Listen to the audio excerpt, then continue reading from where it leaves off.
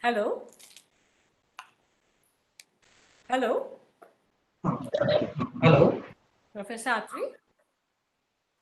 Hi, am I audible? Madam, good afternoon. Yeah, audible, madam.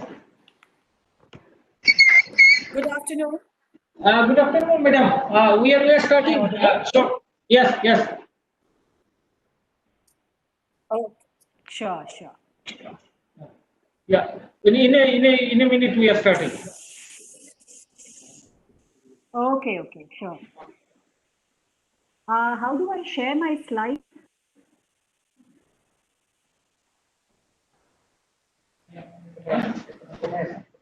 Madam, you can share it from the share option. Madam, you can go to the share option at the top. Content. Okay. And there share content. But before that, you have to keep your slides open. Means your PowerPoint you should keep open before that, so that it recognizes it. Okay, sure.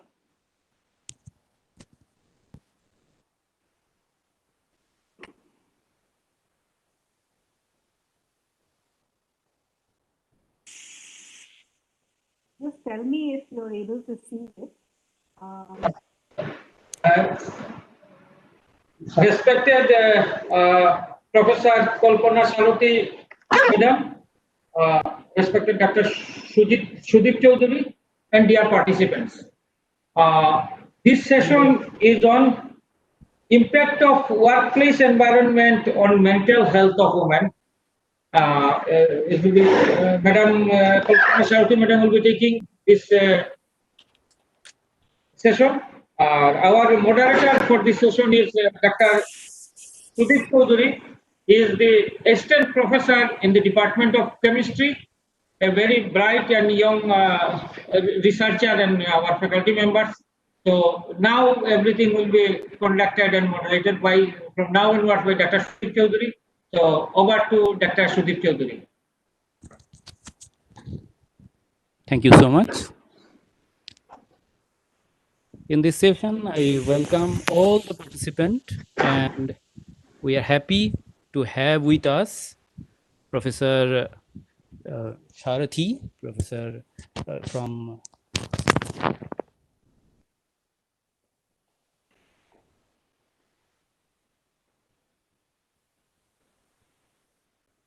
Hello. Yes, we can continue. Yes, we can continue.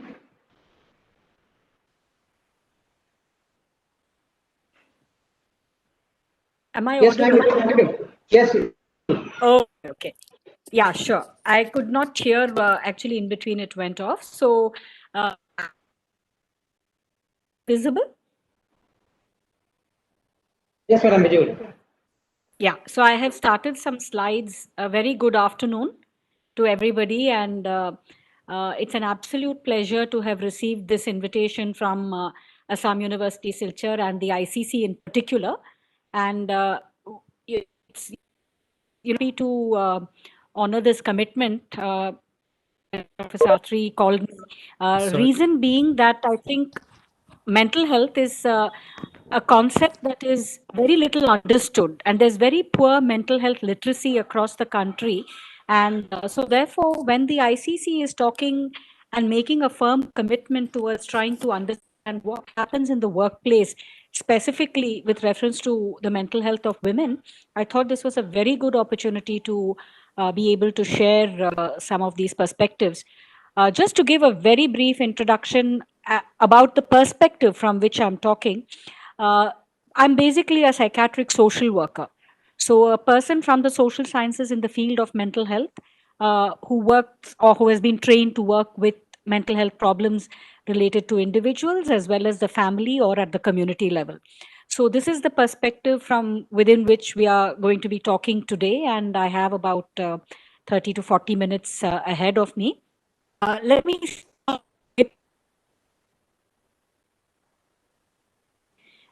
with reference to the session.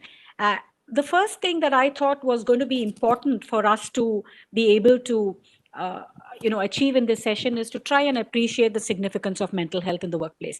Mental health is a resource or an energy that all of us use.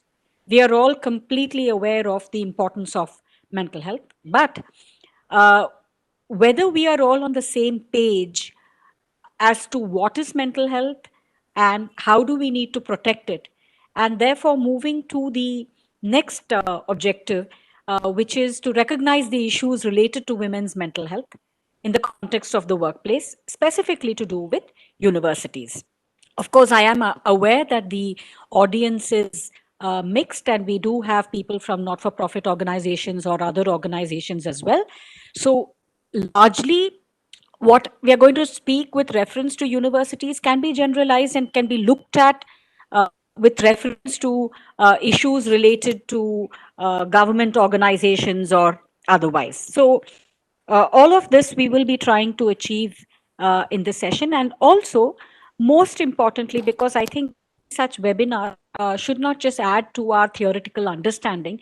So, I'm hoping that talks such as are going to move towards creating a sound mental health policy, or at least having a mental health consciousness in universities and in organizations that are being represented today, and to see how can we advocate these causes, and more importantly, how do we address the concerns that come arising out of mental health. In the context of the ICC and with reference to the Assam University, I must congratulate the Vice Chancellor as well as the ICC in thinking of a topic like this, because we usually talk about sexual harassment and leave it as the ICC's mandate. But why we need to be talking about mental health is that if these are not addressed promptly, what can be the long-term consequences on not just the workforce but on women in particular is something that we want to some representational images that are sourced from Google for us to see, what happens when people have extreme mental health problems. And I'm sure if we had a lot of time, I could actually ask each of us what is our understanding or conceptualization of mental health if all of us don't come from the psychology background or studying human behavior.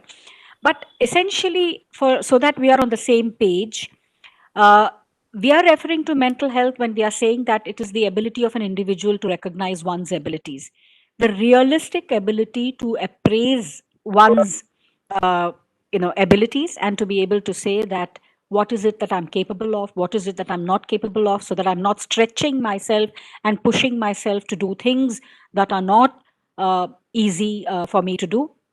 And it's also the ability to cope with the normal stresses in life. When we are talking about the normal stresses in life, today, as I talk, I cannot but make a reference to the extraordinary or even abnormal situation that all of us find ourselves in the context of a lockdown or in the context of the COVID. Now, this is a context that has completely changed our understanding of what we call normal.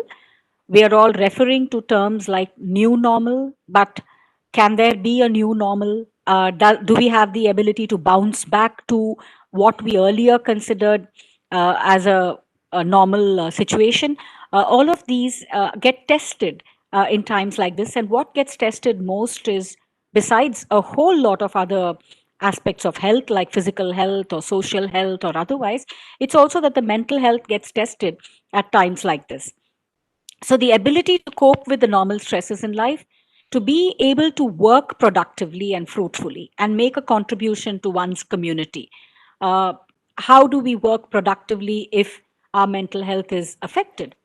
This is the question that we're going to try and understand a little more today. And uh, do we, beyond my work in my home and my ability to look after my family, am I able to make a contribution to my workspace for those of us who work outside the house, in addition to working within the house as women?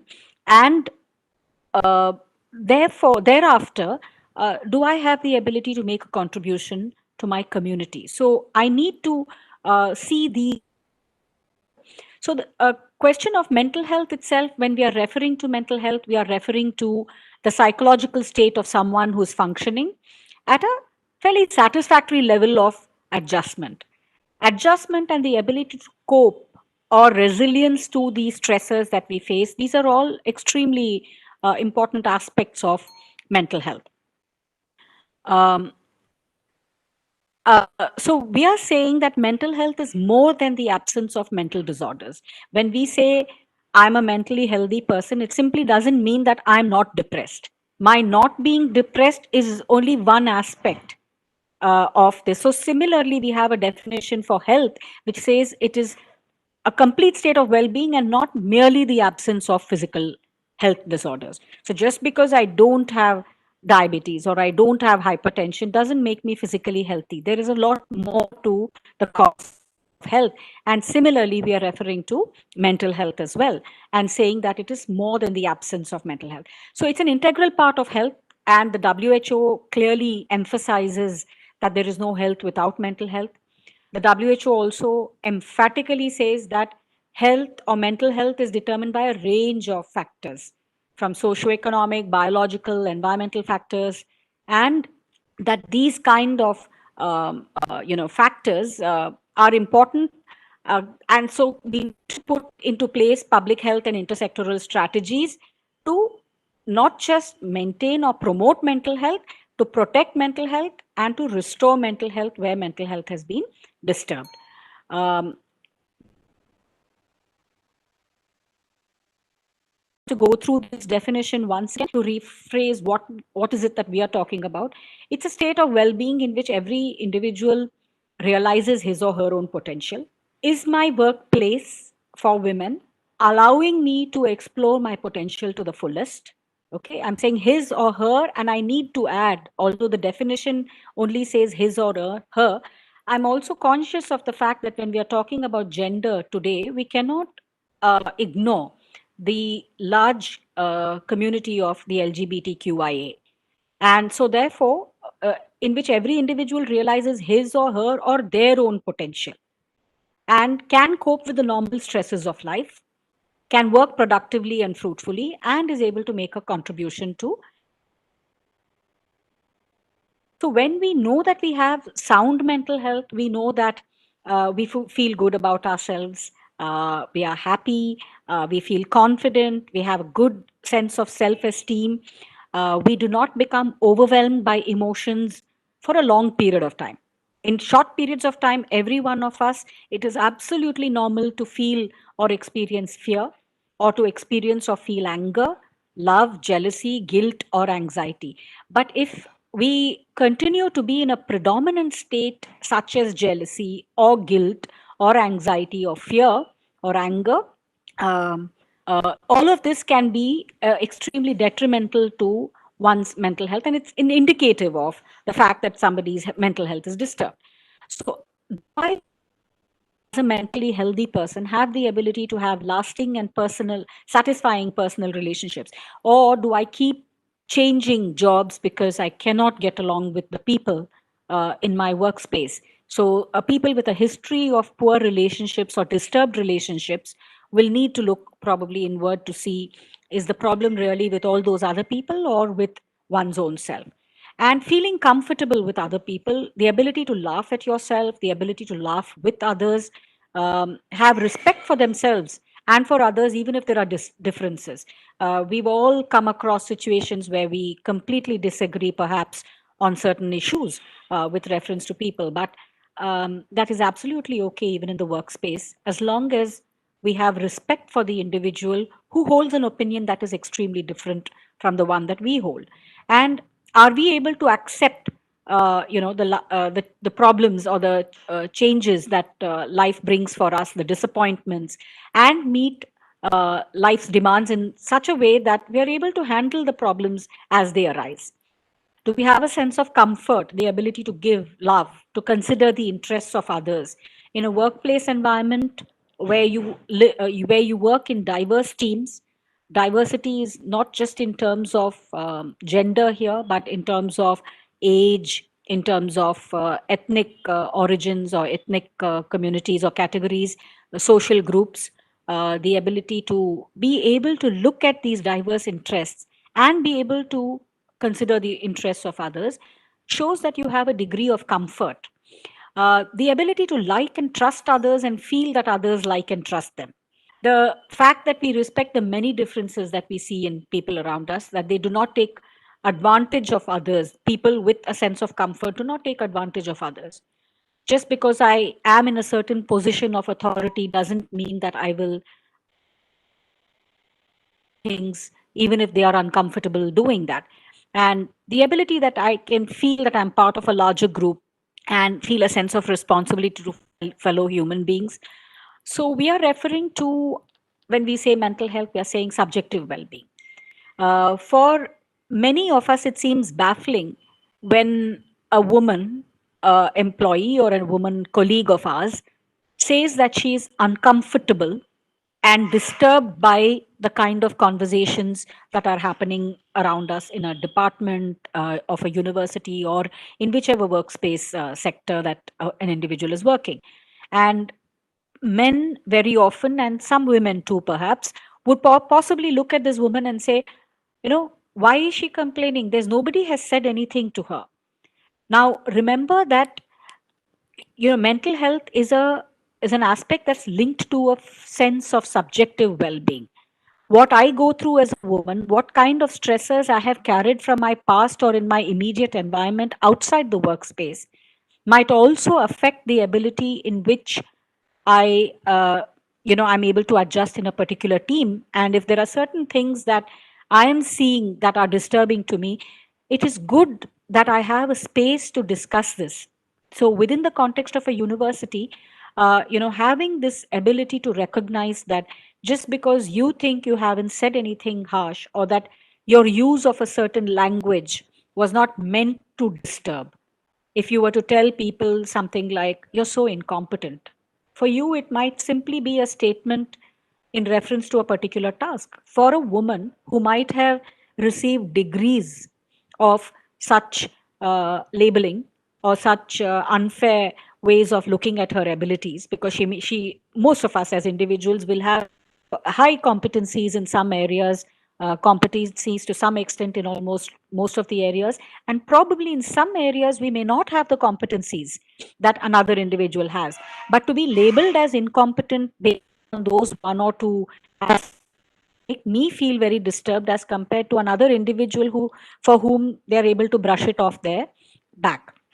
And the perceived self-efficacy, am I able to uh, feel uh, that I have the ability to do my job to the fullest of my satisfaction? Do I have a sense of autonomy? Do I have a sense of control over what I have? The reality of most women, and not just in universities but even in universities, is the fact that they do not have autonomy. And what are the reasons for a lot of this?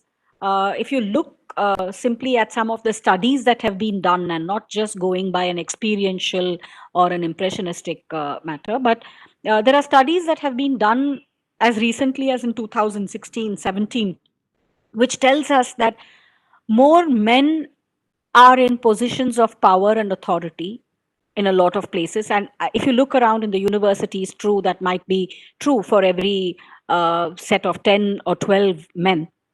You might have one or two women in a position of some authority. Um, Fortunately, that's not necessarily the case in many of the institutions or universities, including the one that I work in. We have a fairly, I mean, it's not really linked to gender as to how a person gets promoted or gets into a position of authority. The fact that competence is also linked to mental health. When I know that I'm competent, my own sense of self-esteem goes up. And we say that the more and more we have people around us with sound mental health, the more we can, get people to support people who have acute problems. So we are saying clearly, is mental health an absence of mental illness? No, it's not just that. Just not having a mental illness doesn't mean that you have good mental health.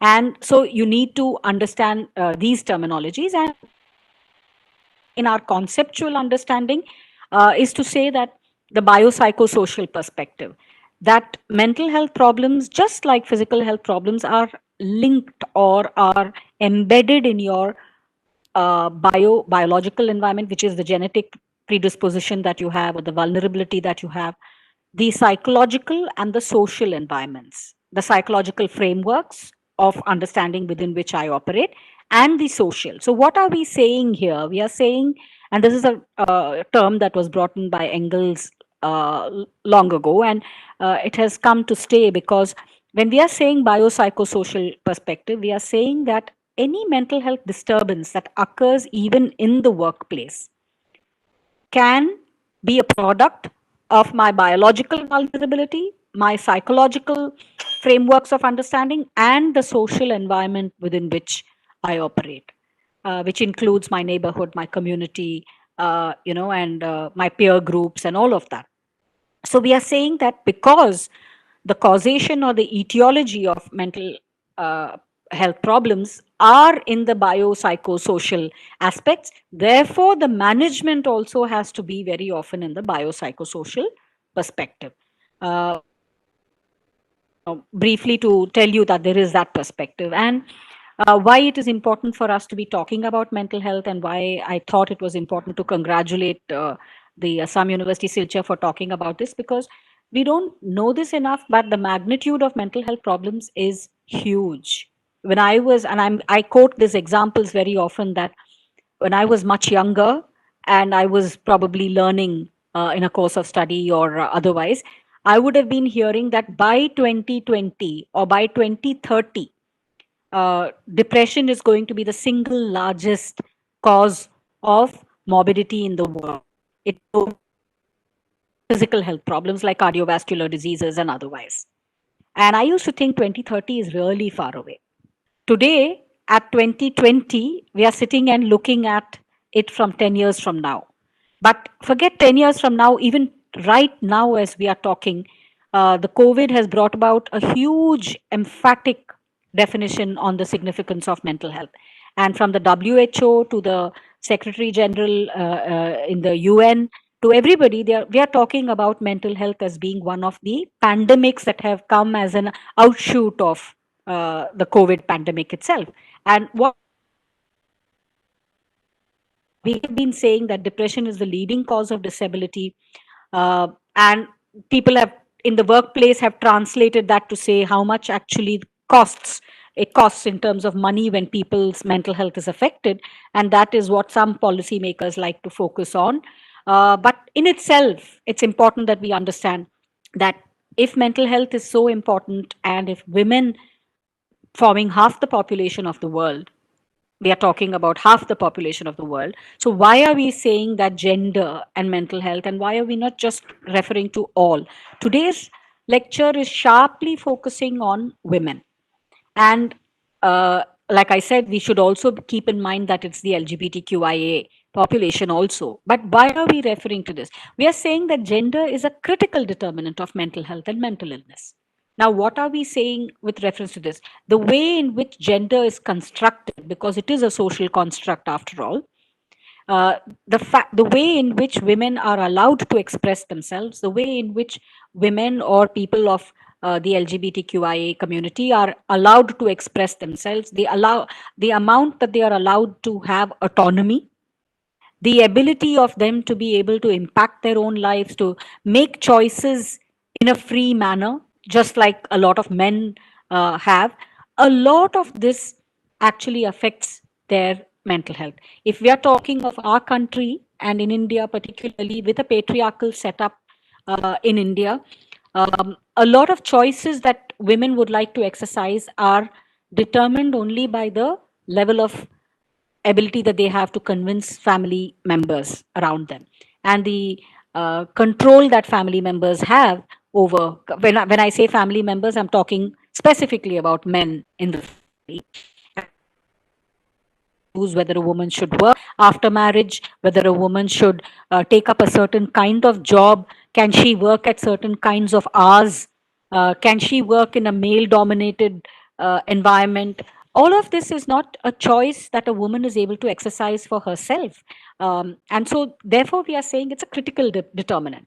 Uh, Gender also determines the level of differential power and control that we have over socioeconomic determinants that affect our mental health. The social positions that people have, the status, the treatment of society, and the ability of us to be able to expose to certain mental health risks. Uh, Gender differences occur, unfortunately, when you're looking at rates of common mental disorders. Being an academician, it's only important that I bring out certain facts which are, evidence based, and not just, like I said, talking from an impressionistic way. We say that in depression, anxiety, and somatic complaints meaning mental health problems that manifest in physical symptoms or somatic symptoms. For example, having a chronic low back pain, or other kinds of somatic body aches like headaches and otherwise.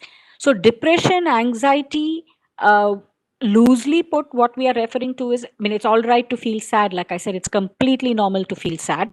And uh, on the other hand, we are saying that when it comes to um, the disorders that we are referring to, we are saying that uh, anxiety or depression is when it occurs beyond a certain number of months.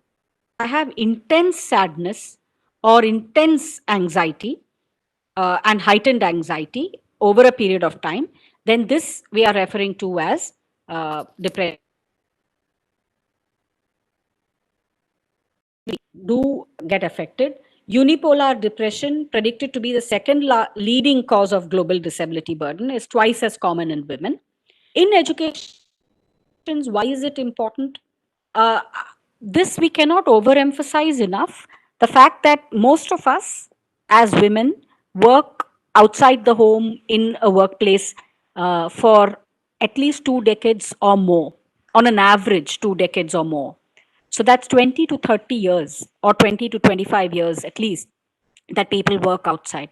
Now, in these 25 years, we are saying that you spend a minimum of 8 hours per day, which is one third of your 24 hours in a day.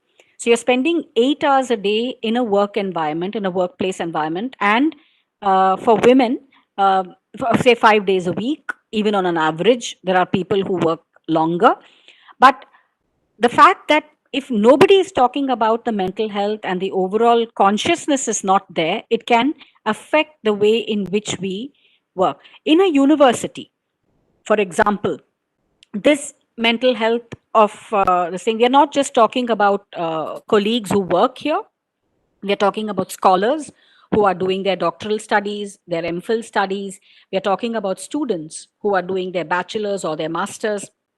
Now, for these girls and women, spending 8 hours a day or 6 hours a day in terms of their space in the universe be very significant. So, the experiences that they gain in the 2 year period or 5 year period or 10 year period that they are with us, please do realize that this has a significant impact. And we also know that depression is common as an illness worldwide, with more than 264 people affected, 264 million, huge numbers. Tragically, also, suicide is considered to be the leading cause in 15 to 29-year-olds. So, this is another important reason why we are all familiar with this, whether we live, and we are talking about even in the Northeast. We are always surprised that despite states in the Northeast having high literacy, as Mizoram does, still the suicides are very high. And when you look at, and this is the age group that we're talking, a very, very productive young age group. So it's important that in educational institutions, we talk about a work culture that supports extracurricular activities, whether it's students or staff or colleagues. It's important that we have activities that promote realistic self concepts, the ability to manage emotions, resilience, optimism, and the ability to cope with frustrations. And we know that all universities cannot provide for each and every one of these needs. However, we need to understand that whenever we see students dropping out of a program, or women students in particular, and especially in higher education, it's so difficult for girls to be able to do an MPhil or a PhD. And when they start dropping out, one needs to try and understand what are the reasons. Are there reasons that are within our control as a university to be able to help this student retain herself in the system and see where this problem lies? And this is largely because of the fact that gender is seen as a target of vulnerability. Both women and LGBTQIA members are affected, uh, because when you target people based on their gender, it increases or heightens the vulnerability. So, a woman who is trying or aspiring to do a certain kind of job might be targeted because, one doesn't want to see her rise. And it may not be just one individual, but the entire environment might be geared in such a way as not to be able to promote women when they have the merit. And looking at the reasons, also we look at harassment at the workplace and how it can lead to work dissatisfaction, job dissatisfaction. Because of the dissatisfaction, it leads to instability for the woman. So all of this is important, and if you're looking at harassment, we need to address this in a very emphatic manner. Uh, the fact that women's mental health is affected also is important for the fact that it affects one's physical health also. Like we said earlier, there is a mind body dualism that we have talked about earlier.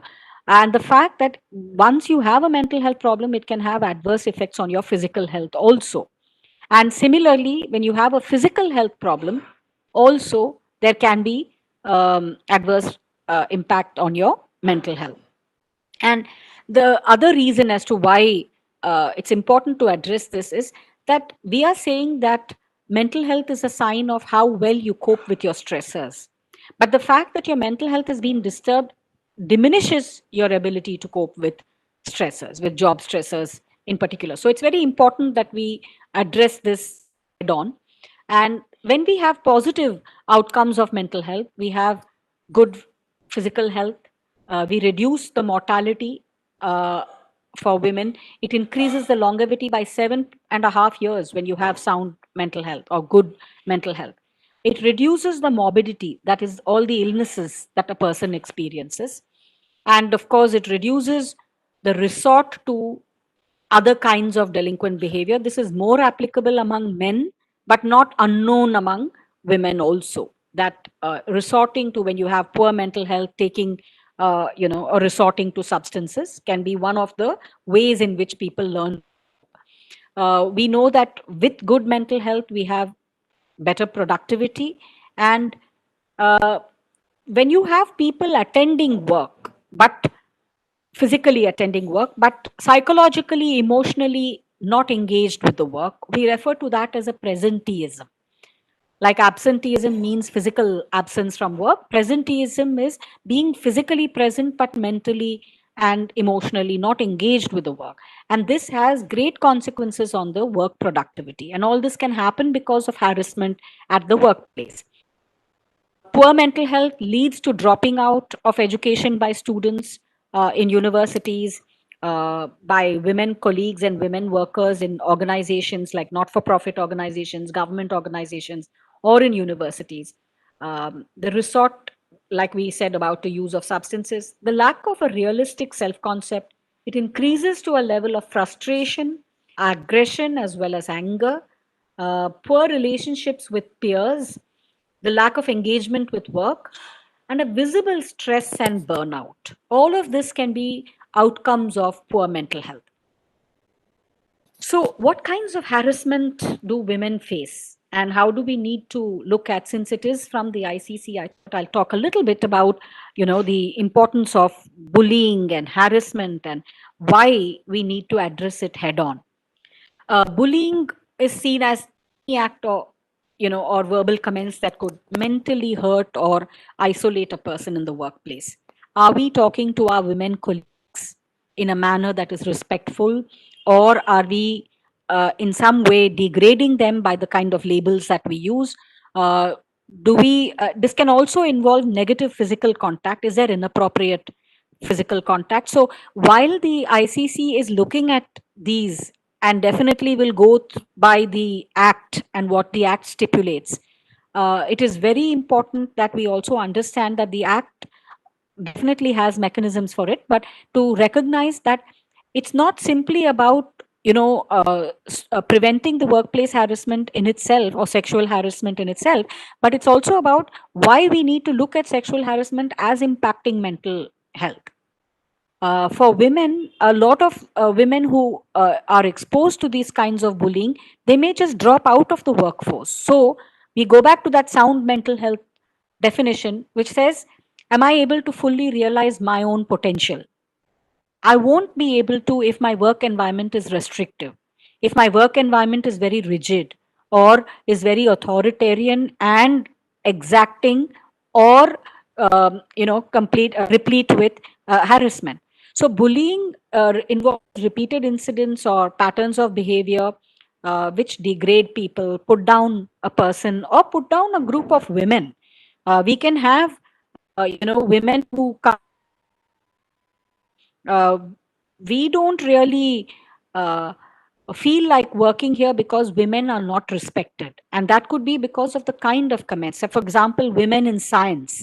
Do we have women being treated in a manner that is not very respectful. We need to look at how the jokes or the language around all of this is. We can talk in terms of cyberbullying.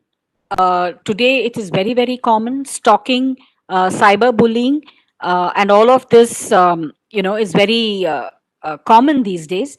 Non-cooperation, name calling, and harboring deep-seated resentment due to various reasons like linguistic and cultural differences, or even the fact that the victim is more talented as compared to the other. Factors that impact mental health adversely: misogyny, where it exists, the clear disregard, disrespect, and hatred and intolerance of women in the workplace. Sexism, it can be manifested in the form of jokes, in the form of conversation, in the form of work assignment, workplace bullying, physical harassment, as well as mental harassment. Then we come to sexual harassment. The National Women's Law Center, way back in a few years ago in the US, this is an organization in the US, said that 1/4 of their women have experienced sexual harassment in the job, and have, only 70 to 90% may have reported it. Now that it is a law and enactable and judiciable here, we are not able to still have enough people have the courage to report. And we need to understand who know, at least in the universities, we know for a clear, principle that we do have an act in place, we do have mechanisms in place to protect and promote women and their mental health indirectly, but definitely to understand sexual harassment and how it is being manifested. And yet, we know that a lot of women do not report issues, and they tolerate it for a long time and then may drop out of work or otherwise. Of the women who do report, unfortunately, many of these complaints are not taken very seriously, not by the ICC, but even before it reaches an ICC. So there are people who dismiss these issues and say, it's not like that. I don't think he meant to talk to you like that. I don't think he's disrespecting you. Sometimes people just joke. You should let these things go in a joke. You almost are trying to tell a woman that there's something wrong with you in your ability to receive these kind of statements. So there's nothing wrong with the man who made that comment or who made that abusive or insulting joke in your presence. So these are issues that we need to take. When we don't take these issues seriously, we can have strained relationship among colleagues, between faculty and staff. For example, if you have faculty in positions of greater autonomy and control in university departments, and you have staff, admin staff who are reporting to you, women colleagues in the staff might be treated in a manner which is very different, which is derogatory not only to the fact that it points at a gender vulnerability, but also perhaps a class vulnerability of a person belonging to a job that is less paid as compared to the faculty. And between faculty and students and faculty and scholars cannot be overemphasized enough. I think all of us here who are there today will understand that in a university context, we need to be very, very emphatic. Where is the position and the line of authority, and how much of that authority is being exercised in a manner to make a woman colleague or a woman student or a woman scholar uh, less valued, less respected, or abused, feeling a sense of abuse. So we need to understand that depression will go up, the death wishes, suicidal tendencies. When we say death wishes, we are referring to people who say, my life is so bad, I just wish I were dead. Making those kind of communication. We miss, often we know that people who have unfortunately died by suicide have reported at different points in time. They are very troubled by the uh, environment that they are working in. But they have expressed, and then may or may not leave a suitable note. They probably have pointed out to their family members that they're finding it very difficult to work in the kind of environment that they're in because a male boss or a male superior is treating them in a manner that is uh, not very respectful and is violent, or there is violence, or there is a set of series of conflicts that are impacting somebody's mental health. So, um, so there's all a question of deliberate self-harm, aggression, including harming others, abuse, whether it is verbal, physical, emotional, or sexual, anxiety, including panic attacks, and a lot of other use of substances. Very quickly before I break in a few minutes, I just want to say that there are factors external to work environment also that affect mental health in the workplace. Marital discord at home, or violence at home, or conflict at home, socioeconomic challenges that people have, domestic violence, chronic or terminal illness, then women caregivers or they have earned a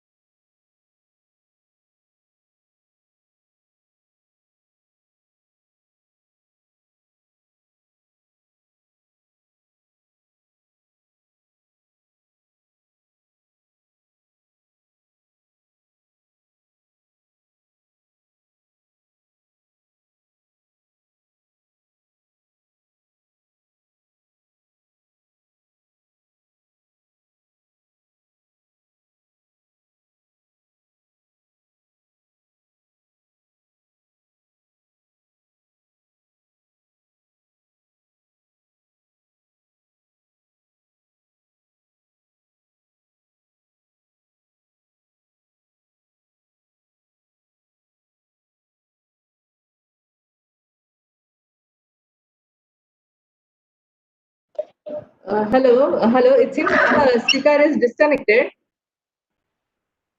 Hello. Yes, Hello, the Dr. Chaudhary. yeah, speaker has Yeah, got yeah. disconnected. We'll have to I wait request. for a few I seconds. request. Yeah, I request the viewers to be with us, and she'll be joining soon. Joining back soon.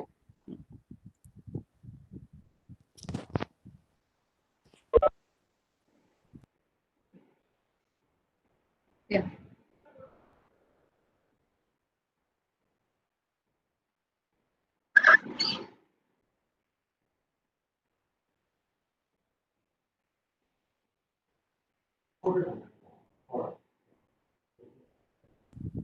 Yeah, we have got back the speaker's link again. Yeah. She will be online. Just a minute. Hold on. have I Yeah. Kalpana, you are audible. get disconnected in the oh, is my slide still able for view? Quality files. Let me just quick wrap up then, and because I just have about 5 to 10 minutes. Uh, so therefore, what I'm saying is that there are personality factors, relationship factors, uh, that roles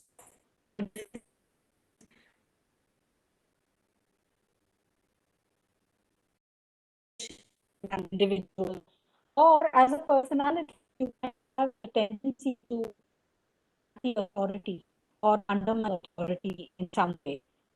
So you fit into a which is very demanding, that also affect your ability to deal with women colleagues. And the fact that probably you have not had a good decentralization in the university. This can also affect. What also affects mental health of women for us to understand is the work structure, the pressure, deadline, the stress that women face within and outside of work, the nature of that does, and the or the long-term exhaustion and diminished sense of. So very quickly, these are some of the issues that we need to take up: the sense of worth, the sense of control, realistic beliefs, emotional awareness and coping, my ability to do problem solving. For a woman whose mental health is disturbed, I won't be able to do problem solving because of the fact that I mentioned it.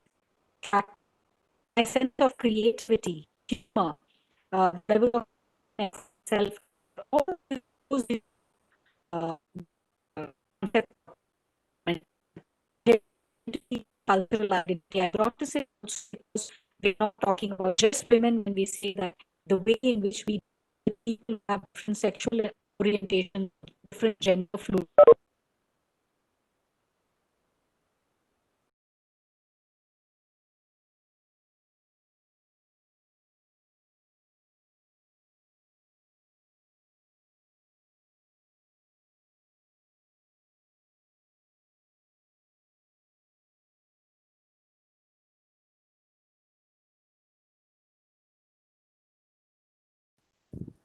We have lost the link with the speaker again.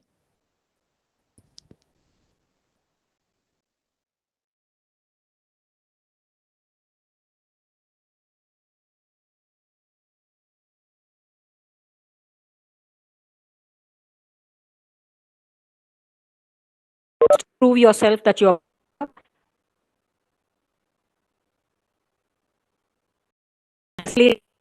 on not able to address the clicks correctly, and you tend to displace it. The revision of values and the denial of emerging problems, withdrawal from activities, obvious behavioral changes, depersonalization, a sense of inner emptiness, depression, burnout syndrome. So, with that, I'm kind of concluding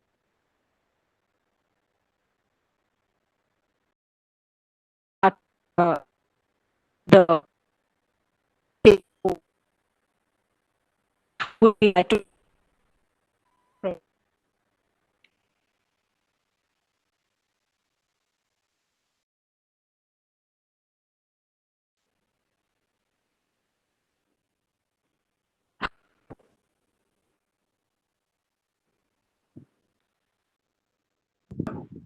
Yes, Kalpana? Yes, we can hear you, madam. We can see you also now. Please.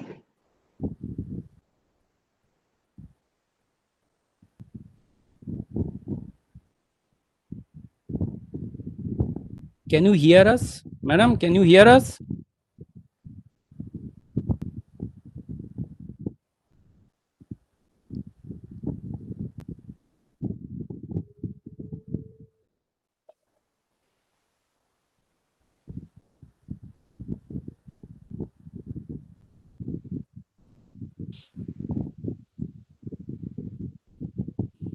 Yes, madam.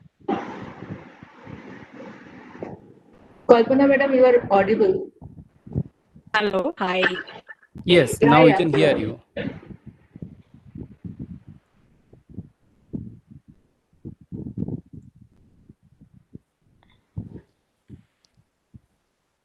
Okay, so indeed it was a nice session that we have got from Professor Kalpana madam, and though there was frequent disturbances from the network, but probably the speaker has rightly pointed out that we are to adopt with the new normal, and probably one of the new normal is this, which probably we are not associated with in our general conferences and all. And along with many other stresses and all these things, we'll have to quit ourselves, and we'll have to adapt ourselves probably these type of scenarios also. Yeah. And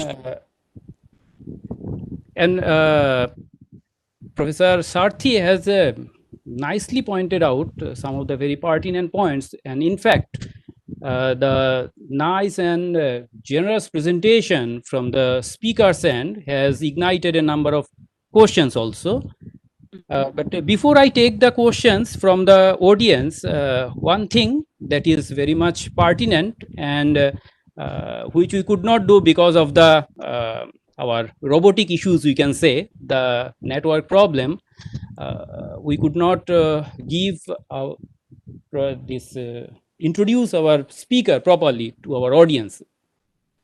Though whatever our speaker has said, his knowledge and his wisdom through his speech, that itself speaks much about himself, herself, and there is less remains to introduce her to our audience. But yet, before she joined in the Tata Institute of Social Science, Guwahati, she has worked in Mizoram University also in Northeast, and also she has worked in Delhi University as faculty. And currently, as we know, that she is currently working as the deputy director of TISS at Guwahati campus, at the same time Dean School of Social Sciences. Most importantly, specialized in the field of gender and social work, her expertise is mostly focused on the conflict of mental health and publication, and glimpse of her knowledge and wisdom that we have got in his speech also. Apart from his about experience of over 2 decades of teaching and other activities, we have seen a gem of wisdom in this particular speech. Now, may I request our speaker to let us take some of the questions. There are many questions from the audience side, and fortunately we can club many questions together, because many of the questions they have good resemblance. So we are clubbing them together to decrease the number of questions, but we are taking essence of almost all the questions. A number of our audiences has said the query that how can we know that a person is suffering from mental health, especially in our organization, in the workplace? How do we know, and how to take care of that particular situation? Madam, please. Professor Sarathy, can you hear us?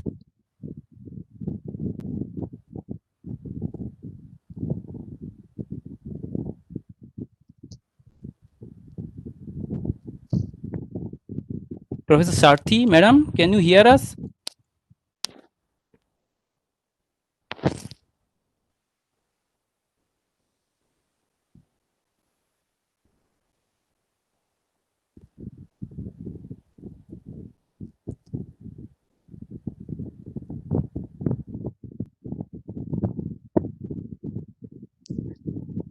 Madam Deshmukh, probably her microphone is muted. Kindly unmute it from your console, please.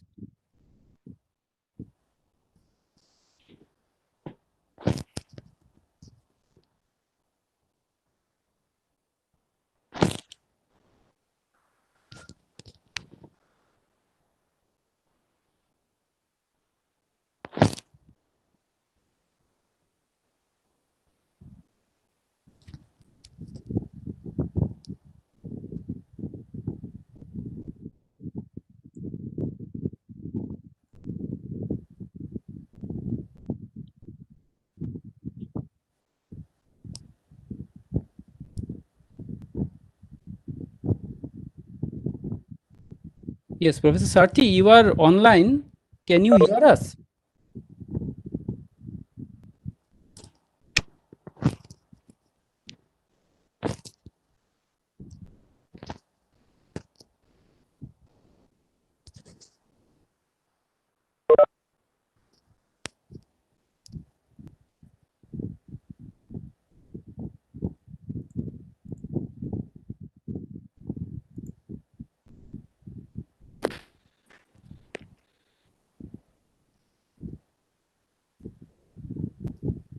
Yes, madam, you are online back. I'm so sorry, I'm not able to hear you at all. After you said you're going to ask me some questions. Yes, yes. Really sorry, but could you repeat that, please? Sure. Can you hear us now properly?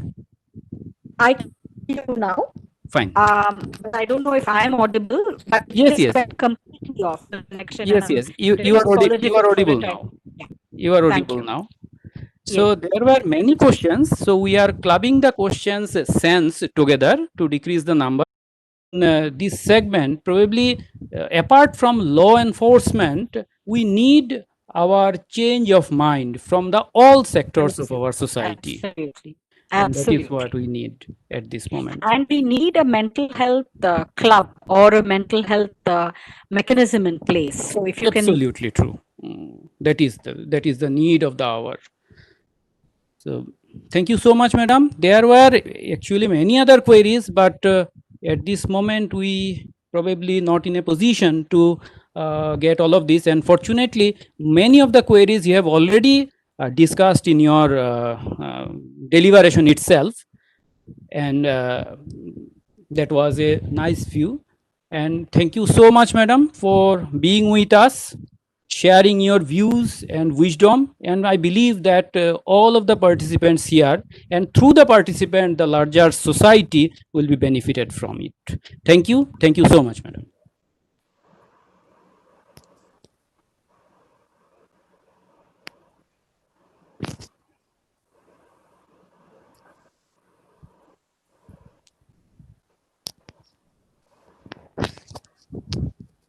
So, madam, we are disconnecting from this side. And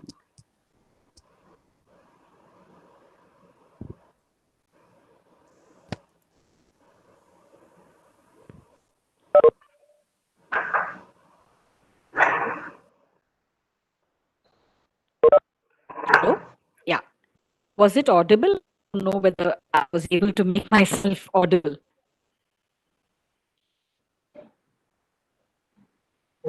Well, thank you very much. Actually, some network issues were there here. So that caused this interruption. Actually, with the net, we are dependent sometimes on their Yeah. True. this erratic nature. Anyway, madam, it was an excellent talk. We enjoyed it. Thank you so much. Listen to it with apt attention. So thank you for giving us a wonderful talk. We'll like to have you in one of our next program also. Gladly, sir. Thank you so much. And And, congratulations to all of you for thinking of a topic like mental health and all the people responsible for that. Thank you so much. and thank you, Dr. Sudhir Chaudhary, for excellently coordinating all these things despite network issues and this problem. Actually, we are new to it, and having this type of disturbances, net and power, we have to True. pull things like that. No, I apologize because the weather in Guwahati today is not very good. It could be also because of that. So I feel so sad, we are not able to communicate as clearly as we could have. But thank you anyway for the opportunity. Thank you, madam. Thank you, sir. Thank you. Thank you, Professor Sarathy. Thank you.